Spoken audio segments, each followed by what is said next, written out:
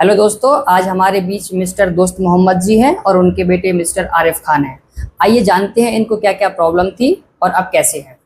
जी बताइए। जी हम लोग हरदा से आए हैं बेसिकली। डॉक्टर ने पापा को वो बताया था कि हार्ट में ब्लॉकेजेस हैं। अच्छा। तो उस वजह से हमको बाईपास सर्जरी करवानी थी। तो बाईपास सर्जरी के लिए हम यहाँ पे भोपाल में आए थे। अच्छा। बाईपास सर्जरी तो उनकी सक्सेसफुल हो गई थी, पर बाईपास सर्जरी के 5 दिन बाद उनको सीवीए मतलब पैरालिसिस अटैक आ गया था राइट अच्छा। साइड में। अच्छा। हाँ। तो पूरा राइट साइड उनका वीक हो गया था बहुत ज़्यादा, और उनको बोलने में भी प्रॉब्लम थी। अच्छा, बोलने में प्रॉब्लम आ रही थी। हाँ, मतलब बेसिकली बोल ही नहीं पा रहे थे उस टाइम पे। अच्छा। सीवीए के बाद उनको निमोनिया भी हो गया था। अच्छा, निमोनिया भी हो गया था साथ में। निमोनिया की वजह से और ज़्यादा वीकनेस हो गई थी। अच्छा। उसके बाद उनको ट्रेकेस्टोमी भी डली हुई थी, वो भी एक था निमोनिया की वजह से। तो फिर इन ये सब चीज़ों के बाद फिर धीरे धीरे उनका जो निमोनिया है वो अच्छा हुआ, रिकवरी हुई, और फिर हम बेसिकली हॉस्पिटल से डिस्चार्ज हो गए थे। लगभग 1 महीना रहे थे हॉस्पिटल में रहे। ओके। हाँ। अच्छा, डिस्चार्ज के बाद क्या क्या समस्याएं आ रही थी आपको? डिस्चार्ज के बाद मेनली तो उनके जो राइट साइड में जो पैरालिसिस था उस वजह से जो हाथ और पैर थे वो उतना ज्यादा काम नहीं कर पा रहे थे। मतलब अच्छा। ओके। मूवमेंट ही नहीं था। अच्छा, थोड़ा बहुत तो चल रहे थे, जैसे ये भी बंद नहीं हो रही थी, फिस्ट बंद नहीं होती थी उनकी। अच्छा। उस तरह से मतलब वो चल ही नहीं पा रहे थे, मतलब हाथ पैर बहुत वीक अच्छा, हो गए मोस्टली बेड पर रहते थे। हाँ, मोस्टली बेड पर ही रहते थे। हाँ हाँ। और उस टाइम पे तो मतलब वो ट्रैकेस्टोमी डली थी तो सक्शन वगैरह भी होता था, तो वो सारी दिक्कतें थी। अच्छा। तो उस टाइम पे वीकनेस भी बहुत ही ज़्यादा थी, क्योंकि निमोनिया, ऑपरेशन और इन सारी चीज़ों से रिकवर होके आए थे। अच्छा। तो बहुत ज़्यादा वीकनेस थी। तो वही था, उनकी वीकनेस को टैकल करना, और जो हाथ पैर है उनको वापस चलाने के लिए अभी we are looking for a physiotherapist. अच्छा, डॉक्टर ने फिजियोथेरेपी का बताया आपको? हाँ, मतलब हॉस्पिटल में भी वो लोग थोड़ा बहुत करवाते थे, बट डॉक्टर ने बोला था कि उनको रेगुलरली लगभग 3-4 महीने तक फिजियोथेरेपी की बहुत ज़्यादा जरूरत रहेगी। ओके। हाँ।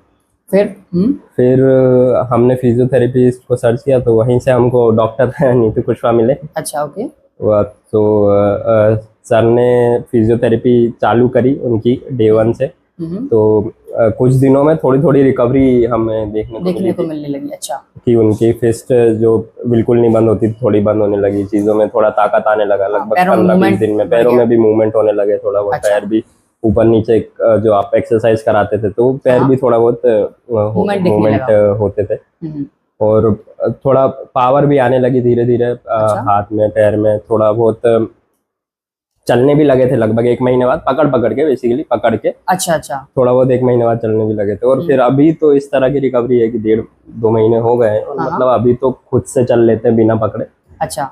बस यही है कि अभी राइट स्टूप डला है तो थोड़ी वीकनेस है, तो इस वजह से हम अकेला छोड़ते नहीं है, बट अच्छा, चल लेते हैं। हाँ। अच्छा, आपका हमारे साथ कैसा एक्सपीरियंस रहा, क्या कहना चाहेंगे आप, बताइए।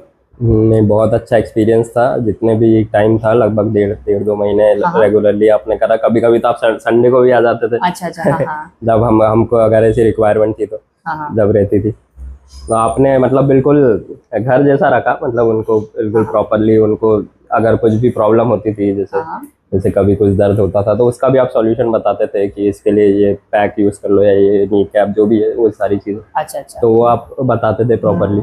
तो प्रॉब्लम्स उनकी सारी सुनते भी थे, उस हिसाब से आपके एक्सरसाइजेस भी आप मॉडिफाई करते थे, तो वो सारी चीज़ें। तो it was a good experience. अच्छा, हमारे व्यूअर्स को आप क्या कहना चाहेंगे, अगर किसी को फिजियोथेरेपी की रिक्वायरमेंट है तो आप? हाँ, आप ज़रूर डॉक्टर नीतू कुशवाहा से कांटेक्ट कर सकते हैं। He is a very good physiotherapist. उन्होंने जिस तरह से अपनी एक्सरसाइजेस को बेसिकली वो पेशेंट के हिसाब से ही मेक्स दैट रूटीन। सो उसके हिसाब से उनको और ज़्यादा जल्दी रिकवरी हो सकती है, और आसानी से रिकवरी हो सकती है। So please you can contact. Thank you. Thank you. Okay.